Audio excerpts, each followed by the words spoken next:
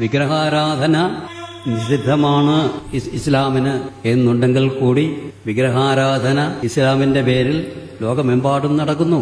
കടുവയിൽ പള്ളി അതൊരു സിദ്ധന്റെ കബറാണ്. അവിടെ ആരാധന നടക്കുന്നു. അവിടെ വഴിപാടായി അർപ്പിക്കുവാനുള്ള നിലവിളക്കും വാഴക്കൊലയും അത് വാങ്ങി അവിടെ അർപ്പിക്കുവാനുള്ള ആളുകൾക്ക് വാങ്ങുവാനായി. അപ്പോൾ ഒരു വശത്ത് വിഗ്രഹാരാധന നിഷിദ്ധമാണെന്ന് സിദ്ധാന്തിക്കുകയും മറുവശത്ത് വിഗ്രഹാരാധന പിൻവാതിലിൽ കൂടി മതത്തിനകത്ത് തന്നെ കയറി സ്ഥാനം പിടിക്കുകയും ചെയ്തു. സ്ഥലത്ത് പോയപ്പോ ഒരു ഖബർ കണ്ട്, ഒരു വലിയ ഖബർ കെട്ടിപ്പടുത്തൊക്കെ വെച്ചിരിക്കുന്നു. അപ്പോൾ ഒരു കടയിൽ കയറി ഒരു വെള്ളമൊക്കെ കുടിച്ചിട്ട് കാക്കടുത്ത് വെച്ച്, കാക്ക ഈ ഖബർ എന്താ ഇങ്ങനെ കെട്ടിപ്പടുത്തൊക്കെ വെച്ചേക്കുന്ന, അതിൽ വലിയൊരു ചരിത്രം ഉണ്ടെന്നൊക്കെ പറഞ്ഞിട്ട് പുള്ളിക്കാരൻ പറയാ, ഈ കടപ്പുറത്ത് മയ്യത്തടിഞ്ഞു, ചവ ഇങ്ങനെ അടിഞ്ഞ്, ഏതോ ആരോ ചവ എന്തോ ഒന്നും അറിയണ്ട, എല്ലാം അടിഞ്ഞ്.